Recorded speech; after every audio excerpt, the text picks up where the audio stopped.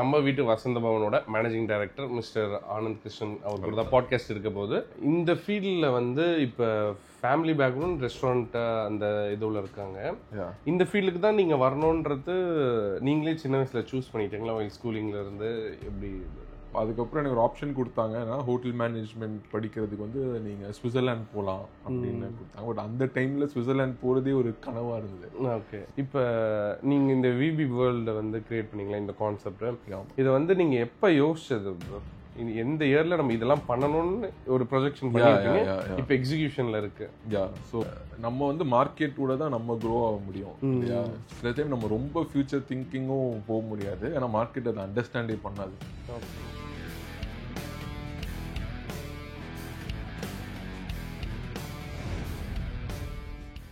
இப்போ உங்களோட restaurant grow ஆகும்போது நீங்களும் க்ரோ ஆகிட்டே வரீங்க.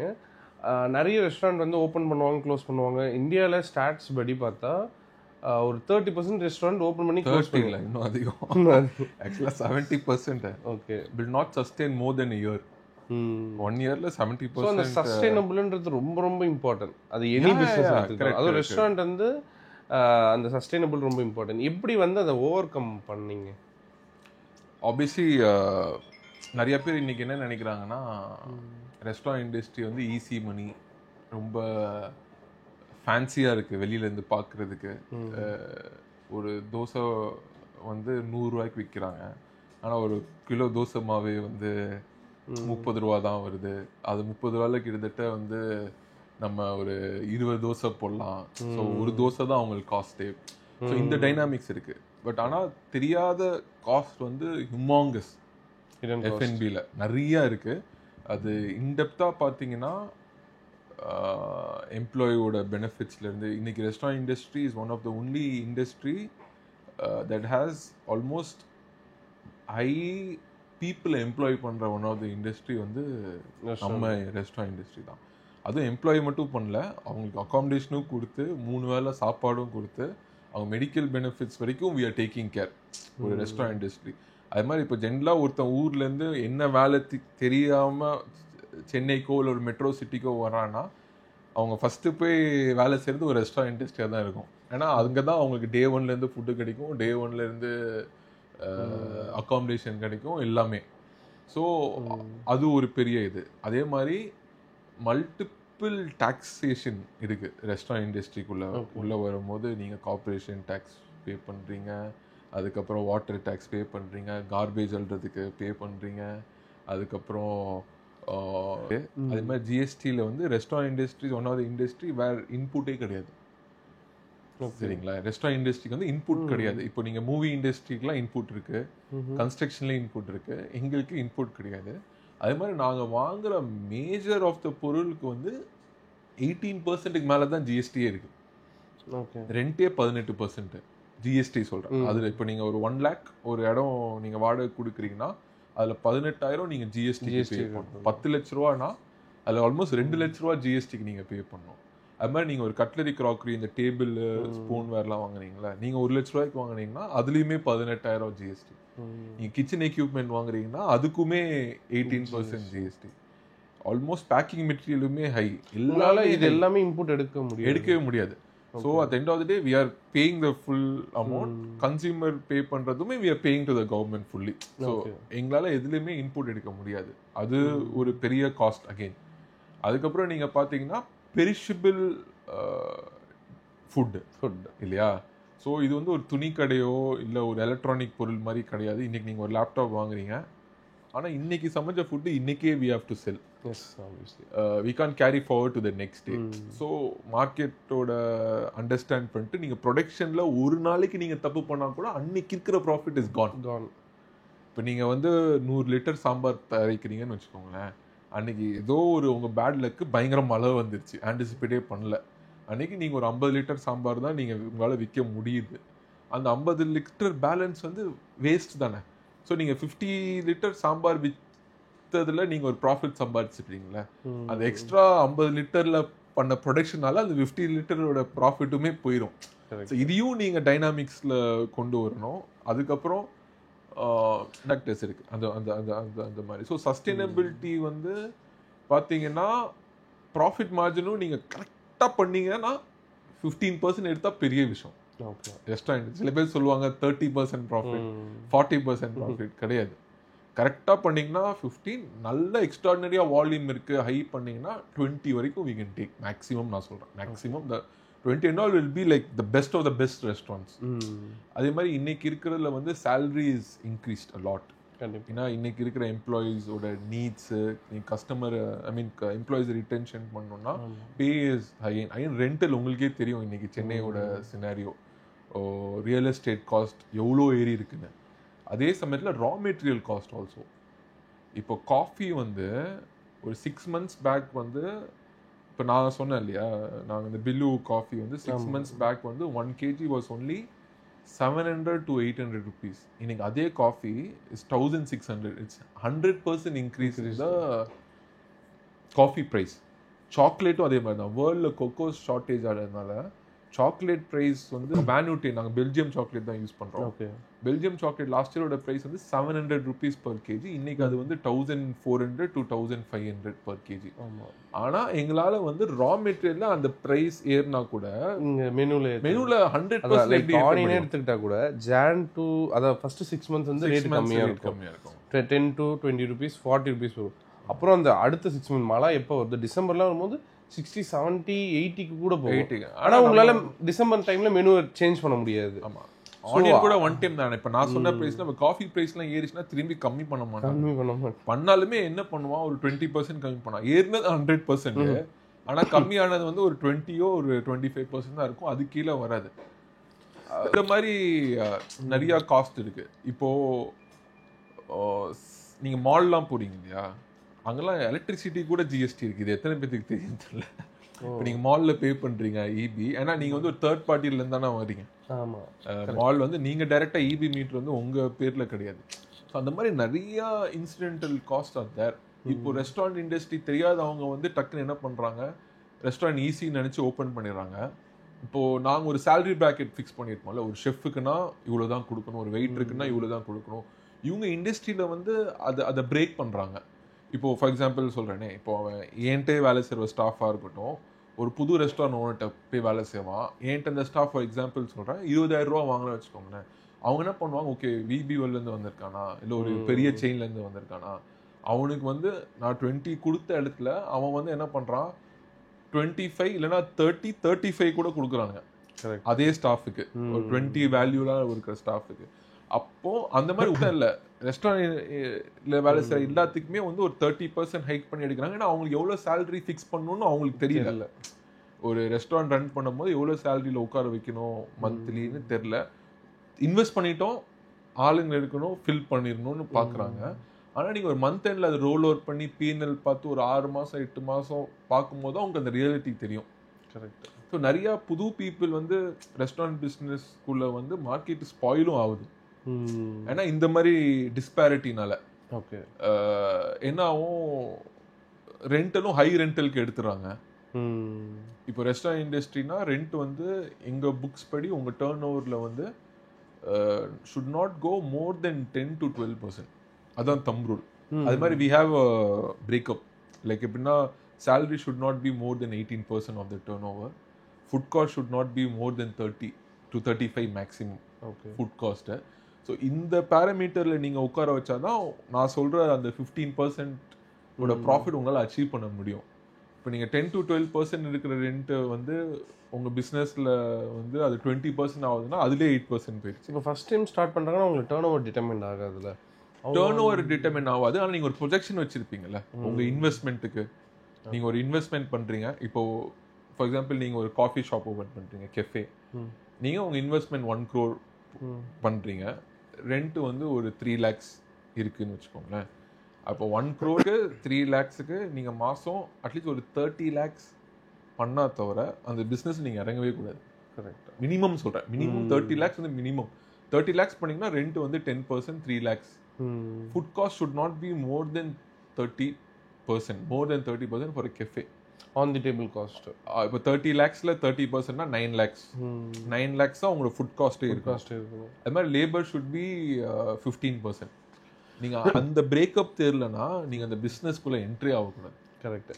இல்லை நீங்கள் என்ன பண்ணணும்னா ஒரு நல்ல நோன் பிராண்டை எடுத்துகிட்டு வந்து ஃப்ரான்ச்சைஸி ரன் பண்ணி அதோட டூஸ் ஆர் நோ ஹவுஸ் கற்றுக்கிட்டு அதுக்கப்புறம் நீங்கள் ஒரு கெஃபே ஆரம்பிச்சிங்கன்னா நாளைக்கு என்ன பண்ணலாம், நீங்கள் வந்து ஒரு நான்வெஜ் ரெஸ்டாரண்ட் ஓப்பன் பண்ணலாம். இப்போ நீங்கள் கெஃபேல சம்பாதிச்ச எக்ஸ்பீரியன்ஸில் நீங்கள் கற்றுக்கிட்டீங்களா இண்டஸ்ட்ரி இவ்வளோதான் என்ன இதான் இது, நாளைக்கு இதை வச்சு நீங்கள் பர்சனலாக பண்ணும்போது அடுத்த பிராண்ட் இந்த கெஃபேக்கு அஃபெக்ட் பண்ணாத ஒரு கான்செப்டில் நீங்கள் நெக்ஸ்ட்டு ஓப்பன் பண்ணலாம். ஆனால் எடுத்தோடனே நீங்கள் எதுவுமே இண்டஸ்ட்ரியே தெரியாமல் நான் போய் ஒரு கெஃபே ஆரம்பிக்கிறேன்னா அதோட licence will be very expensive.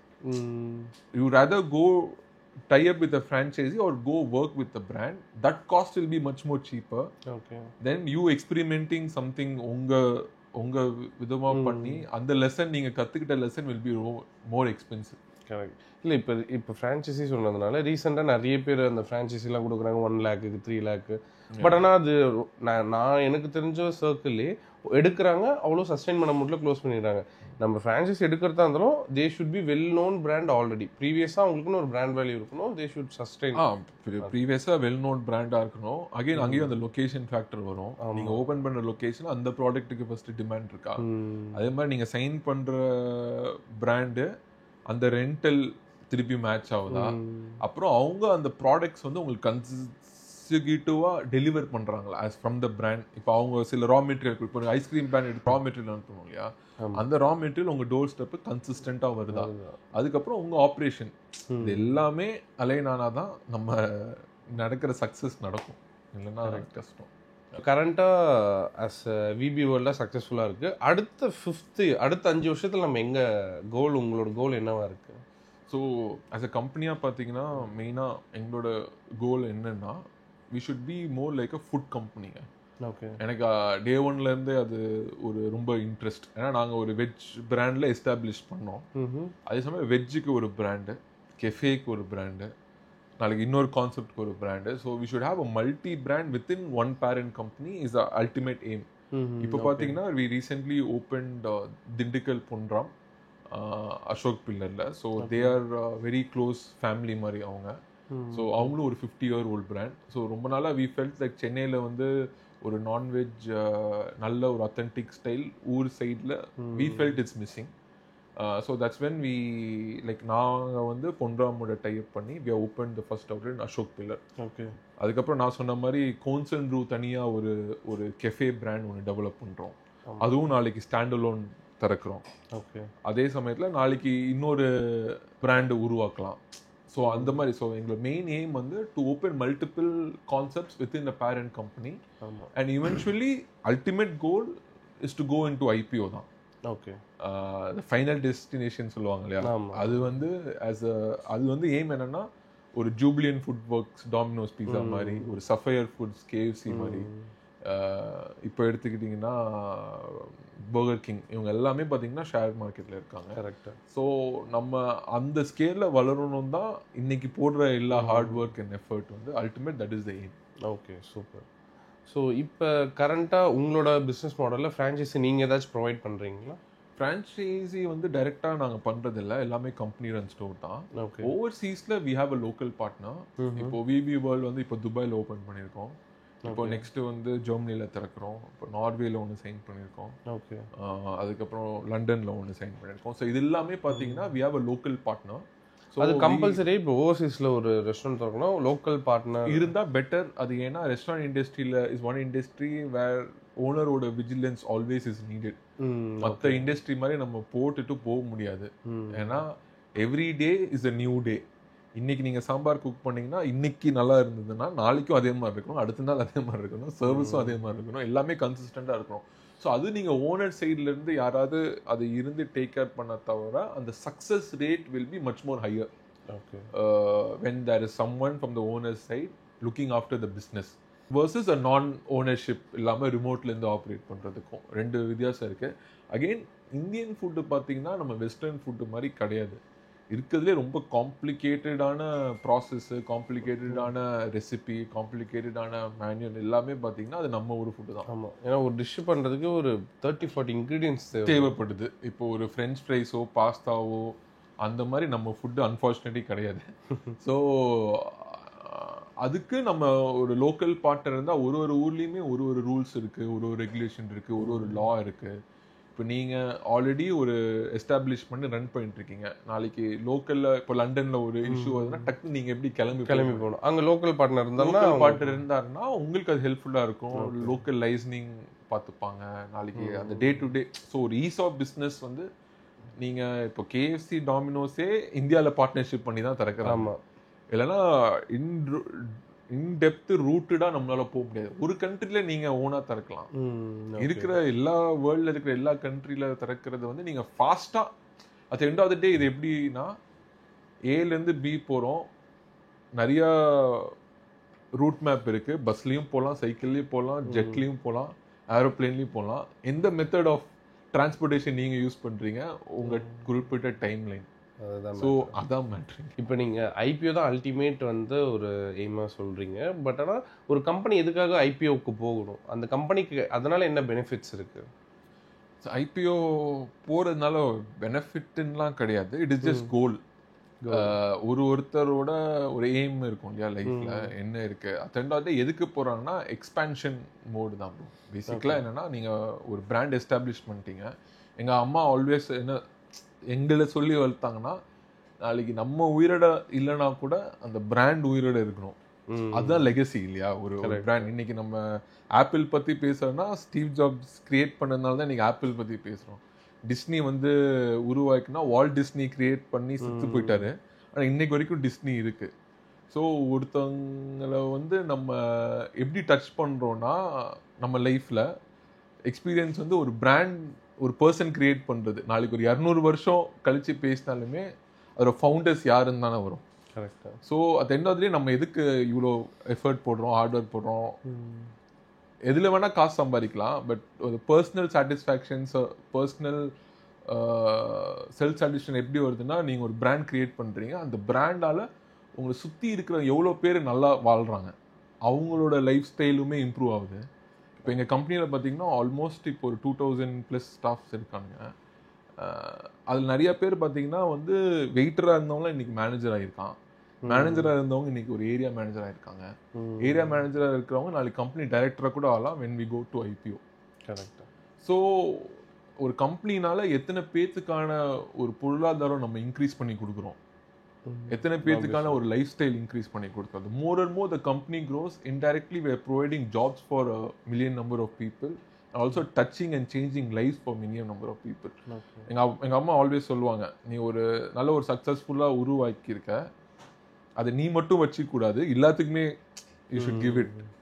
So when you have a successful product, when you share it with everyone, at the end of the day it's not about money, it's about touching people's lives and the brand growing by itself. Correct. So that is the ultimate aim for us actually.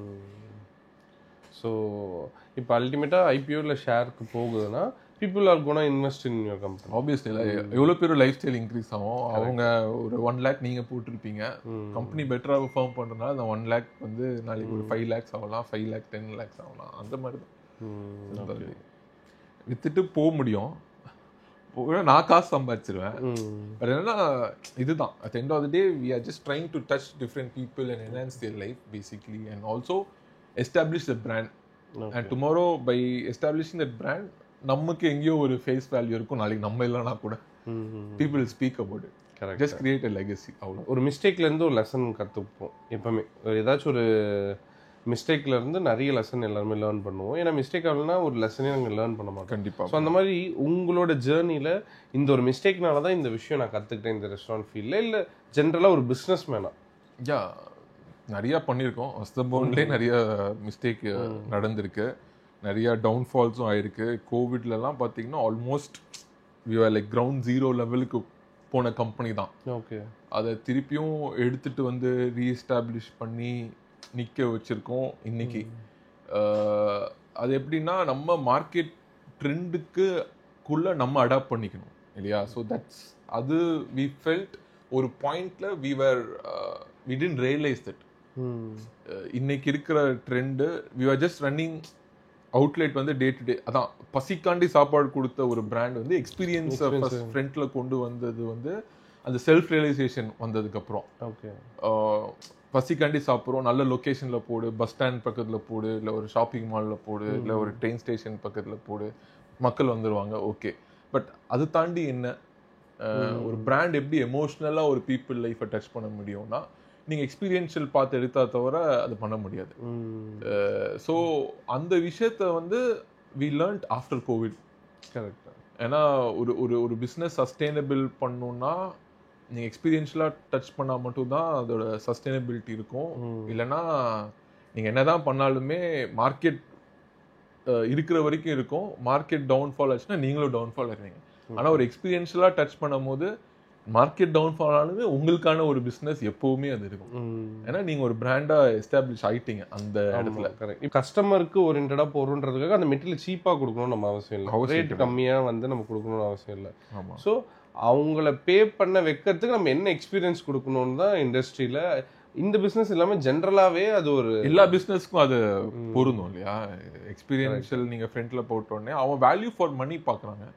நான் தோசைக்கு 1000 ரூபா கொடுக்க ready தான், ஆனால் அந்த 1000 ரூபா கொடுக்கும் போது நீ எனக்கு என்ன கொடுக்க போற, திருப்பி அந்த 1000 ரூபாய்க்கான பொருள் நீ என்ன கொடுக்க போற, அது அவனுக்கு ஜஸ்டிஃபிபிளா இருந்தா அவங்க பே பண்ண ரெடியா தான் இருக்காங்க. கரெக்ட். ஏன்னா ஒரு டைம்ல நான் எப்படி பாக்குறேன்னா சத்யம் சினிமாஸ் வந்து மூவியோட எக்ஸ்பீரியன்ஸே சேஞ்ச் பண்ணாங்க. அது வரைக்கும் நம்ம தியேட்டருக்கு போன பெர்செப்ஷன் வேற. ஆனா அவர் வந்து ஒரு சத்யம் சினிமாஸ் ஒன்று கிரியேட் பண்ணாரு. கார் பார்க்கிங்ல இருந்து நீங்க சாப்பிட்ற பாப்கார்ன்ல இருந்து ஒரு கோல்ட் காஃபில இருந்து அந்த தியேட்டர் எக்ஸ்பீரியன்ஸ் கிரியேட் பண்ணாங்க. அன்னைக்கு எப்படி இருந்ததுன்னா படம் பார்க்கணும்னா ஒருத்தன் தாம்பரத்துல இருந்தாலும் நான் அந்த தியேட்டர்ல தான் போய் படம் பார்ப்பேன்னு போறான். எதுக்கு போறானுங்க? அந்த எக்ஸ்பீரியன்ஸ். நீங்க தாம்பரத்துல இருந்தா அங்கேயே ஒரு 5-6 தியேட்டர் இருக்கு, நீங்க அதே படத்தை அங்கேயே பார்க்கலாம். ஆனா எதுக்கு நீங்க வண்டி எடுத்துட்டு போயிட்டு நீங்க அந்த பர்டிகுலர் தியேட்டர்ல படம் பார்க்குறீங்கன்னா அந்த எக்ஸ்பீரியன்ஸ்னால தானே. ஸோ இதை நீங்கள் ரியலைஸ் பண்ணி நீங்கள் ஒரு விஷயம் பண்ணும்போது ஆட்டோமேட்டிக்கலாக மற்றது எல்லாமே உங்கள் it will come align. So இதுதான் ஒரு toughest lesson that we learn, but now we keep that as a motto to go forward in everything that we do. So கஸ்டமர்ஸோட ஃபீட்பேக் என்னென்ன இப்போ எடுத்துக்கிறாங்களோ அது ஆப்வியஸாக அஸ் பிஸ்னஸ் ஓனராக நம்ம எடுத்துக்கிட்டு அதை நம்ம எக்ஸிக்யூட் பண்ணுறோம். இப்போ டெக் வந்து ஆப்வியஸாக வளர்ந்துக்கிட்டே வருது. என்ன மாதிரி டெக்ஸ்லாம் யூஸ் பண்ணி உங்களோட ஆல்ரெடி இருக்க ஃப்ளோவில் இன்க்ரீஸ் பண்ணுறீங்க, அதே நேரத்தில் எக்ஸ்பென்சஸ் எப்படி நீங்கள் டெக் யூஸ் பண்ணி பண்ணிட்டு இருக்கீங்க கரண்ட்டாக? ஸோ டெக்னாலஜி ஆப்வியஸாக அடாப்ட் பண்ணுறோம். ஸோ இன்றைக்கி இருக்கிற பார்த்தீங்கன்னா காஸ்ட் கண்ட்ரோல் பார்த்தீங்கன்னா ரொம்ப ஸ்ட்ராங் இஆர்பி பேக் எண்டில். ஓகே. ஏன்னா வி ஆப்ரேட் ஃப்ரம் சென்ட்லேஸ் கிச்சன்லேருந்து ஆப்ரேட் பண்ணுறோம். ஸோ எவ்ரி ஃபுட்டு பார்த்தீங்கன்னா செஷன் வைஸு ஃப்ரெஷ்ஷாக குக் ஆகும். குக் ஆன உடனே ஒரு அவுட்லெட்டுக்கு டிஸ்பேச் ஆகும். ஸோ கண்டிப்பாக டிஸ்பேச் ஆனால் இந்த கம்ப்ளீட் ஃபுட்டோட வெயிட்லேருந்து கிராமேஜ்லேருந்து நீங்கள் ஸ்ட்ராங் இஆர்பி இருந்தால் தான், லாஜிஸ்டிக்ஸில் இருந்தால் தான் நீங்கள் அதை ட்ராக் பண்ண முடியும். கண்டிப்பாக. So we have a separate team just for transportation.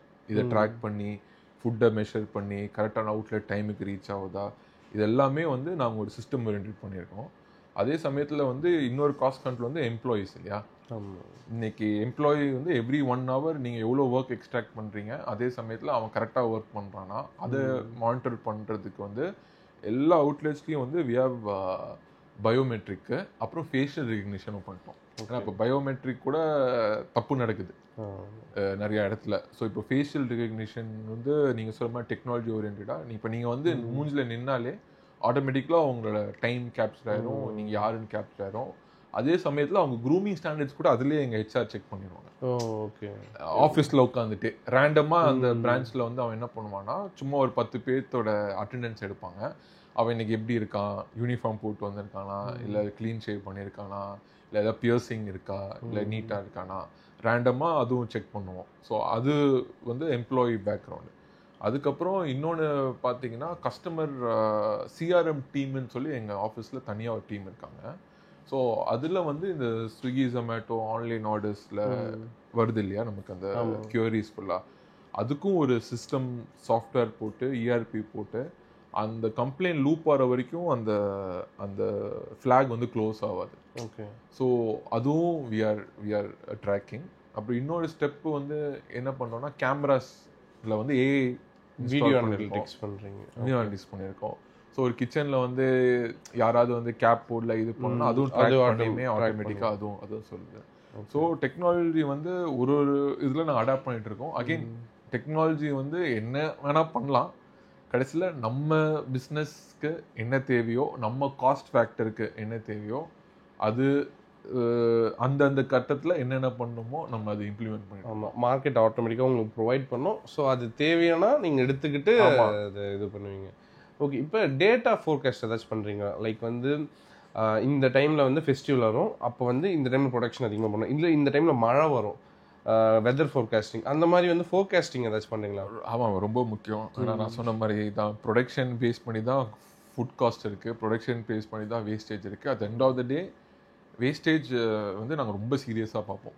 ஏன்னா அது எண்ட் ஆஃப் தி ஃபுட்டு சர்ப்ளஸாக பண்ணிட்டா வேஸ்ட் ஆகும், கம்மியாக பண்ணிட்டா கஸ்டமர் கம்மியாக பண்ணால் கூட பிரச்சனை இல்லை எங்களை பொறுத்த வரைக்கும்.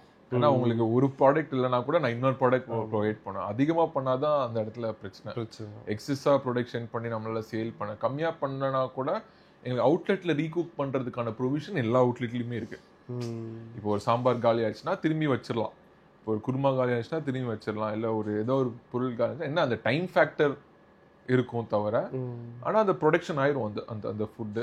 ஸோ நாங்கள் வந்து yearly, monthly, daily, hourly track வரைக்கும் வி ஹாவ் ERP சிஸ்டம்.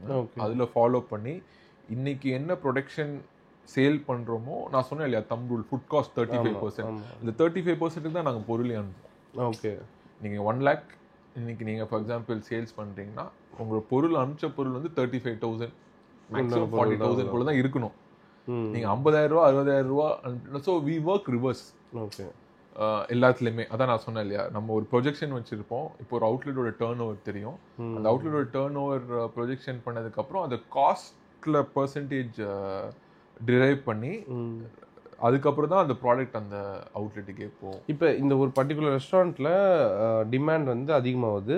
இப்போ லைக் ஒரு சாம்பார் ரைஸ் வச்சுக்கலாம், அது ஒரு 500 நம்பர்ஸ் செய்கிறாங்க ஒரு நாளைக்கு, 500 நம்பர் காலி ஆகிடுது. அடுத்த கஸ்டமர்ஸ் வந்து கேட்குறாங்க, இப்போ இல்லைன்னு சொல்கிறாங்க. அந்த இல்லைன்ற டேட்டா தனியாக எடுத்து வச்சுக்கிட்டு மறுநாள் வந்து ஒரு 550 சாம்பார் அந்த மாதிரி பண்ணுவாங்களா? ஆமாம், அது எப்படின்னா ஒரு புது ரெஸ்டாரண்ட்டில் தான் ப்ரோ அவ்வளோ வேரியேஷன் நடக்கும். எக்ஸிஸ்டிங்காக ரன் ஆகுது தெரியுமா, ஒரு 1 year 1.5 years அந்த அளவுக்கு வேரியேஷன் வராது. ஐட்டம் வைஸ் சொல்கிறேன். ஓகே, ஐட்டம் வைஸ் அந்த நமக்கு ஓவராலாக தெரிஞ்சிடும். 10 to 15% தான் அந்த ஃப்ளக்சுவேஷன் இருக்கும். ஃபார் எக்ஸாம்பிள் 10 to 15% தான் ஃப்ளக்சுவேஷன்ஸ் இருக்கும். அதுக்கு மேலே இருக்கும். அந்த 10 to 15% வந்து இட்ஸ் மேனேஜபிள். ஓகே, அதுக்கப்புறம் எக்ஸ்டர்னல் ஃபேக்டர்ஸ் ஏதாவது ப்ளே ஆச்சுன்னா, பந்து, ஸ்ட்ரைக்கு, அந்த மாதிரி விஷயம் it's out of our control. அதான் இப்போ உங்களுக்கு எப்படி இருந்தாலும் ஒரு 24 hours தெரிஞ்சிடும். இப்போ மழை வரப்போகுதுன்னா தெரியும், ஃபோர்காஸ்ட் பண்ணுவீங்க. ஸோ அந்த மாதிரி ஜென்ரலாக கிளைமேட் ஃபோர்காஸ்ட் பண்ணலாம். இன்னொன்று வந்து ஏதாச்சும் ஃபெஸ்டிவல் ஃபோர்காஸ்ட் பண்ணலாம், சேல் இன்க்ரீஸ் ஆகும்னு. இன்னொன்று வந்து அதை ஸ்ட்ரைக் பேன், அது கவர்மெண்ட் ஏதாச்சும் பண்ணுறாங்கன்னா அந்த வந்து ஃபோர்காஸ்ட் பண்ணுறது. இதை தாண்டி இப்போ நம்ம கரண்ட்டாக இருக்கும் ஹிஸ்டாரிக்கல் டேட்டா வச்சு போன இயர் இந்த மாதிரி இருந்துச்சு, இந்த மந்த் இந்த டேட் இவ்வளோ சேலாக இருந்துச்சு அப்படின்றத இப்போ வந்து அதை ஓரளவுக்கு மேட்ச் பண்ணலாம். ஸோ அப்போ அந்த காலத்தில் இருக்க டேட்டாவை ஸ்டில் நீங்கள் கேரி அவுட் பண்ணிக்கிட்டே வரீங்களா? இல்லை 5 years 6 years டேட்டா நமக்கு தேவையில்லை. போன இயர் இந்த இயர் தான் மெயினாக கம்பேர் பண்ணோம். இப்போ போன நியூ இயர்க்கு என்ன பண்ணோம், இந்த நியூ இயர்க்கு என்ன பண்ண போகிறோம், போன தீபாவளிக்கு என்ன பண்ணோம், இந்த தீபாவளிக்கு என்ன பண்ணோம். ஸோ அந்த டேட்டா, அதுக்கப்புறம் அந்த ரெஸ்டாரண்டோட நம்பர் ஆஃப் சீட்ஸ் தெரியும். 100 சீட்டர்னா ஓகே, எந்த அளவுக்கு மேக்ஸிமம் நம்மளால ப்ரொடக்ஷன் பண்ண முடியும், எவ்வளோ பேர் நம்மளால அச்சீவ் பண்ண முடியும். ஸோ அந்த அளவுக்கு we have a separate team who just working on cost control. Okay, who just அவங்க வேலையே வந்து ஒரு ரெஸ்டாரண்ட்டில் போயிட்டு காஸ்ட் கண்ட்ரோல் பார்க்குற வேலை தான் அவங்களோட ஃபுல் டைம் ஜாபு. ஏன்னா எங்களுக்கு 1% சேவ் ஆனாலே எங்கள் டேர்ன் ஓவருக்கு அதுவே பெரிய ஃபிகர். கரெக்டாக 1% ஒருத்தனால கம்மி பண்ண முடிஞ்சதுனாலே எங்களுக்கு அது ஒரு பெரிய சேவிங். அகெயின் ரெஸ்டாரண்ட் இண்டஸ்ட்ரியில் வந்து இந்தியாவில் அக்ரிகல்ச்சர் ப்ரொடியூஸ் இருக்குல்ல, ஆமாம், ஹையஸ்ட்டாக கன்சியூம் பண்ணுறது வந்து நம்ம இண்டஸ்ட்ரி தான் கன்சியூம் பண்ணுறோம். ஸோ ஒரு ஃபார்மரோட எஃபர்ட்டு வேஸ்ட்டாக போகக்கூடாது. அதே சமயம் நிறைய பேர் ஃபுட் இல்லாமல் இருக்காங்க, அதே சமயத்தில் அதுவும் வேஸ்ட்டாக போகக்கூடாது. So maximum try to reduce வேஸ்டேஜாக டச்வுட். நாங்கள் அதனால தான் இந்த சென்ட்ரலைஸ் கிச்சன் கான்செப்டே திறந்தது. அதுக்கு முன்னாடி சென்ட்ரலைஸ் கிச்சன் வந்து நாங்கள் 8 outlets இருக்கும் போதே பண்ணிட்டோம். ஏன்னா இதுதான் வேஸ்டேஜ் ஆகக்கூடாது, கன்சிஸ்டண்டாக வேஸ்ட் மேனேஜ்மெண்ட்டை கண்ட்ரோல் பண்ணலாம், சென்ட்ரலைஸ்ட் கிச்சன் கண்ட்ரோல் பண்ணலாம், காஸ்ட்டு அதே மாதிரி லெஸ் பீப்புள் டிபெண்ட். ஓகே. இப்போ எனக்கு என்டையர் விபிக்கு அந்த ஒரு சாம்பார் மாஸ்டர் இருந்தால் எல்லா மாஸ்டர் இருந்தால் கரெக்ட் பண்ணலாம். இப்போ 10 கடையில் 10 ஆள் போடுறதுக்கும் ஒரே கடையில் ஒரு ஆள் போட்டு சமைக்கிறதுக்கான ஒரு டிஃப்ரென்ஸு. இப்போ இந்த மாடல் இருக்குல்ல, செஃப் ட்ரிவன் மாடல், இப்போ ஒரு ஃபுட்டுன்னு எடுத்துக்கிட்டால் செஃப் ட்ரிவன் மாடல். இன்னொன்று வந்து லைக் வந்து QSR மாதிரி, இப்போ ஜென்ரலாக ஒரு KFCனா யார் வேணாலும் லேர்ன் பண்ணிட்டு பண்ணிடலாம். இப்போ ஃபியூச்சரில் நீங்கள் செஃப் ட்ரிவன் மாடல்லே கொண்டு போகலான்னு இருக்கீங்களா? ஏன்னா செஃப் ட்ரிவன் மாடல்னால் இப்போ பர்டிகுலர் டே அவங்க வரல, இல்லை வந்து ஒரு லீவ் எடுக்கிறாங்கன்னா அந்த ஒரு குவாலிட்டி நமக்கு சேஞ்ச் ஆக வாய்ப்பு இருக்குல்ல. இப்போ அது ஃபியூச்சரில் எப்படி வருதுன்னா ப்ரோ, இப்போது நெக்ஸ்ட் 5 இயர்ஸில் என்னோட அர்த்தத்தில் நான் சொல்கிறேன், ரெஸ்டாரண்ட் இண்டஸ்ட்ரி எப்படி இருக்குன்னா எல்லாருமே வந்து ரெட்ராட் பேக்கிங்க்கான ஒரு ப்ராசஸ் ஸ்டார்ட் பண்ணிடுவாங்க. ஓகே. ரெட்ராட் பேக்கிங்னா எப்படின்னா, இன்றைக்கி நீங்கள் ஒரு சாம்பார் பண்ணுறீங்க, சாம்பாரோ இல்லை ஒரு பேஸ் மசாலா, அந்த பேஸ் மசாலா வந்து நீங்கள் ரெட்ராட் பேக்கிங்கில் பண்ணும்போது அது ஒரு பவுடர் ஃபார்ம் ஆயிடுது. ஆமாம், பவுடர் ஃபார்ம் ஆயிடுது. நாளைக்கு ஃப்யூச்சரில் சொல்கிறேன், ஏன்னா மேன் பவர் வந்து ரொம்ப டஃப் ஆகிட்டே போயிட்டுருக்கு. ஆமாம். இன்றைக்கி இருக்கிற இதில் ஒரு 10 இயர்ஸ் பேக் வேறு மாதிரி இருந்தது, இன்றைக்கி ஒரு வேறு மாதிரி இருக்குது. இன்னும் அடுத்த ஒரு 5 இயர்ஸ் பேக் வந்து எத்தனை பேர் வந்து ரெஸ்டாரண்ட் இண்டஸ்ட்ரியில் வேலை செய்வாங்கன்னே தெரியாது. அதுவும் அந்த டவுன் லெவல் ஜாப்ஸ் பண்ணுறோம். இன்றைக்கி நார்த் ஈஸ்ட் பீப்புள் இல்லைன்னா நம்ம ரெஸ்டாரண்ட் இண்டஸ்ட்ரியே கிடையாது. நீங்கள் எல்லா ரெஸ்டாரண்ட்டில் போய் பார்த்தீங்கன்னா அதில் 70% பார்த்தீங்கன்னா நம்ம நார்த் இந்தியன்ஸ் வச்சு தான் நம்ம எக்ஸிக்யூட் பண்ணுறோம் எல்லா ஜாபுமே. நம்ம ஆளுங்க பார்த்தீங்கன்னா ரொம்ப கம்மியாயிட்டே வராங்க. ஐ மீன் இன் டர்ம்ஸ் ஆஃப் ரெஸ்டாரண்ட் இண்டஸ்ட்ரியில் போய் வேலை செய்கிறதுக்கான. ஏன்னா வேறு இண்டஸ்ட்ரியில் இதே சேலரிக்கு ஆப்பர்ச்சுனிட்டிஸ் நிறைய இருக்குது. அப்படி இல்லை, நீங்கள் கன்ஸ்ட்ரக்ஷன் ஃபீல்டில் கேட்டாலுமே அவங்களுமே இதே தான் சொல்கிறானுங்க. நான் எல்லா இண்டஸ்ட்ரி பீப்புள்கிட்டையுமே கேட்குறேன். இல்லை இன்னைக்கு என்ன ஆகுதுன்னா, நம்ம ஆளுங்க வந்து நிறைய பேர் வந்து செல்ஃபாக பிஸ்னஸ் பண்ண ஆரம்பிச்சிட்டாங்க. என்டர்பிரினர்ஷிப்போட கோல் வந்து தப்பு இல்லை, நல்லது தான், நிறைய பேர் பண்ண ஆரம்பிச்சிட்டாங்க. அதே மாதிரி சில பேர்த்துக்கு வந்து needs are much more higher. இன்னைக்கு நிறைய பேர்த்துக்கு, இன்னைக்கு இருக்கிற யங்ஸ்டர்ஸ் சொல்கிறேனே, நிறைய பேர்த்துக்கு ஃபஸ்ட்டு பேஷண்ட்டே கிடையாது. ஓவர் நைட்டில் நிறைய பேர் வந்து பணக்காரன் ஆகணும்னு நினைக்கிறானுங்க, இல்லை ஓவர் நைட்டில் மில்லியன் பக்ஸ் சம்பாதிக்க நினைக்கிறாங்க. பட் அது சஸ்டெயினபிளாக இருக்காது. நீங்கள் பண்ணிங்கன்னா கூட அதை தக்க வைக்கிறதுக்கான உங்களுக்கு ஒரு ஸ்கில் வேணும். நீங்கள் இன்றைக்கி ஒரு 10 lakhs சம்பாதிச்சிடலாம், ஆனால் அந்த 10 lakhs வந்து நீங்கள் சம்பாதிச்ச காசை நீங்கள் திருப்பி அதை 10 lakhs நீங்கள் சேவ் பண்ணுறதுக்கான ஸ்கில் இருந்தால் தான் நீங்கள் 10 lakhs சம்பாதிக்கான ஒரு அர்த்தம் இருக்குது. கரெக்ட். அதை சேவ் பண்ணவே முடியலன்னா நீங்கள் 10 lakhs சம்பாதிச்சு என்ன பண்ண முடியும்? ஸோ அந்த நாலேஜ் வந்து இன்றைக்கி பார்த்தீங்கன்னா வந்து யங்ஸ்டர்ஸுக்கு வந்து ரொம்ப கம்மியாக இருக்குது. இப்போ கரண்டாக உங்களோட இண்டஸ்ட்ரின்னு எடுத்துக்கலாம், இதில் நிறைய சேலஞ்சஸ் இருக்கும். இப்போ அடுத்த ஃபியூச்சரோட சேலஞ்சஸ்லாம் நீங்கள் எப்படி அந்த ப்ராப்ளம்ஸ்லாம் எப்படி சால்வ் பண்ண போகிறீங்க? அதுக்கு ப்ரிப்பேர்டாக இருக்கீங்களா? ஐ மீன் ஒரு கட்டத்தில் ஒரு சேலஞ்ச் வந்துகிட்டே இருக்கு. ஸோ நெக்ஸ்ட்டு 5 to 10 years வந்து என்ன மாதிரி problems basically, I mean I think is like I said, manpower is one, and கண்டிப்பாக water, okay, and again global food shortage, crop. இன்னைக்கு நிறைய இடத்துல பார்த்தீங்கன்னா கிளைமேட்டு, குளோபல் வார்மிங்கு, நிறையா பிரச்சனை வருது. ஸோ என்னை கேட்டிங்கன்னா ரெஸ்டாரண்ட் இண்டஸ்ட்ரி எப்படி இருக்கும்னா, இன்னைக்கு நம்ம இந்த விவி வேர்ல்ட்லாம் திறக்கிறோம் இல்லையா, பெரிய பெரிய scale, that will become like a very premium restaurant. Okay. Tomorrow எல்லாருமே என்ன பண்ணணும்னா, மெனுவை ரொம்ப லிமிட்டடாக வச்சுட்டு ஒரு 6-7 மெனு ஸ்பெஷாலிட்டி ரெஸ்டாரண்ட்ஸோட நீடு வந்து வில் பி ஹையர். அது என்னோட பெர்செப்ஷனு. ஓகே. எப்படின்னா நீங்கள் அந்த, ஏன்னா மேன் பவர் கம்மி பண்ணணும், ஆமாம், காஸ்ட் கம்மி பண்ணணும்னா நீங்கள் எல்லாமே அந்த ஸ்மால் மைக்ரோ ஸ்கேலில் பண்ணால் தான் அவங்களால அதை அச்சீவ் பண்ண முடியும். இந்த பெரிய பெரிய கான்செப்ட்ஸ் வந்து will become like a more up market restaurant மாதிரி ஆயிடும். என்னோட விஷன் அது நெக்ஸ்ட் ஒரு 10 yearsல. பட் தெரியல இண்டஸ்ட்ரி எப்படி போகணுன்னே தெரியல. லைக் இப்போ ஃபாரின்லாம் பார்த்தீங்கன்னா ஆஃப்ரிக்காலேருந்து ஒர்க் பண்ணுவாங்க, ஏன்னா அந்த லோக்கல் வந்து எக்ஸ்பென்சிவாக இருக்குன்னு சொல்லிட்டு. ஸோ இந்தியாவிலே இப்போ எக்ஸ்பென்சிவாக ரொம்ப அதிகமாகிட்டு இருக்கு. நம்மளும் அந்த மாதிரி ஃபியூச்சரில் பண்ணுவோமா? ஆஃப்ரிக்காவிலேருந்து ஒர்க்கர்ஸை கூப்பிட்டு வந்து நம்ம இங்கே எம்ப்ளாய்மெண்ட் பாப்புலேஷனுக்கு தேவைப்படாது. நம்ம தான் ஹையஸ்டாக வேர்ல்ட்லேயே இப்போ சைனாவே பீட் பண்ணிட்டோம், 1.2 பில்லியன். இல்லை பேசிக்கலாக என்ன பண்ணணும்னா, இப்போது ஒரு கார்பரேஷன் ஆகிட்டிங்கன்னு வச்சுக்கோங்களேன், we should open our own catering college.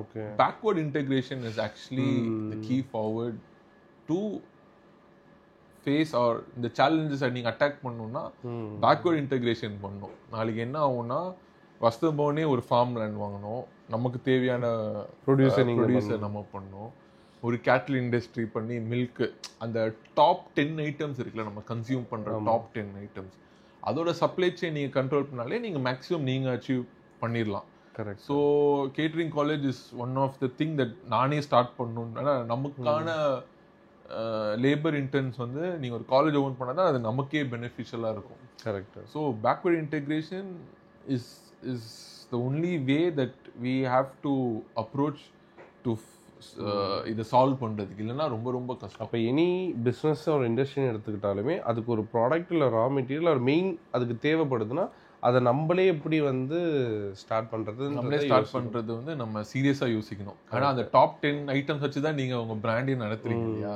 இந்த டாப் 10ஓட ப்ரொடியூஸோ டாப் 10ஓட கோர், அந்த கோரை நீங்கள் எவ்வளோக்கு உங்கள் கண்ட்ரோலில் நீங்கள் எடுத்துகிட்டு வரீங்களோ நீங்கள் மற்றவங்களை டிபெண்ட் பண்ணாமல் இருக்கலாம். கரெக்டாக. இப்போ உங்களோட ரெஸ்டாரண்ட் க்ரோ ஆகும்போது நீங்களும் க்ரோ ஆகிட்டே வரீங்க. நிறைய ரெஸ்டாரண்ட் வந்து ஓப்பன் பண்ணுவாங்க, க்ளோஸ் பண்ணுவாங்க. இந்தியாவில் ஸ்டாட்ஸ் படி பார்த்தா ஒரு 30% ரெஸ்டாரண்ட் ஓப்பன் பண்ணி க்ளோஸ் பண்ணல, இன்னும் அதிகம். எஜுகேஷனோட செல்ஃப் அவேர்னஸ் வரும். அது எனி ஃபார்ம் ஆஃப் அது நீங்கள் காலேஜுக்கு போய் தான் கற்றுக்கணும் கிடையாது. எஜுகேஷன் வந்து காலேஜில் தான் இருக்குன்னு கிடையாது. ஐதர் நீங்கள் ஒரு குருவை இப்போ இந்த ஃபுட் இண்டஸ்ட்ரியில் ஒரு ஸ்டார்ட் அப்பாக ஒரு யாராச்சும் ஒருத்தர் ஃபவுண்டர் வராங்க, இல்லை ஒரு லைக் ஜெப்டோலாம் பார்த்தீங்கன்னா சின்ன பசங்க தான் ஃபவுண்டர்ஸ். அது ஸோ அந்த மாதிரி ஒரு ப்ராப்ளம் இருக்குது. ஆப்வியஸாக எல்லா இண்டஸ்ட்ரியிலும் ஒரு ப்ராப்ளம் இருக்கும். இந்த இண்டஸ்ட்ரியில் ஒரு ப்ராப்ளம் இருக்குது. இது ஒரு ஸ்டார்ட் அப்பாக பண்ணலான்னா எந்த மாதிரி வந்து ஒரு ப்ராப்ளமை சால்வ் பண்ணலாம், எனக்கே அது யூஸ்ஃபுல்லாக இருக்கும். நீங்கள் ஏதாச்சும் ஒரு பிக் வேர்ல்ட் பொறுத்து சொல்கிறேனே, கோர் ப்ராடக்ட் என்றைக்குமே விபி தான் இல்லையா. மோமோஸ்ன்னு சொல்லுவோம். ஆமாம், அது மோமோ தான் மைதா. டிம்சம் வந்து எப்பவுமே டாப் வைக்கும். மோமோக்கும் டிம்சம்க்கும் என்ன அதான் ப்ரோ, அந்த அவுட்டர் லேயர்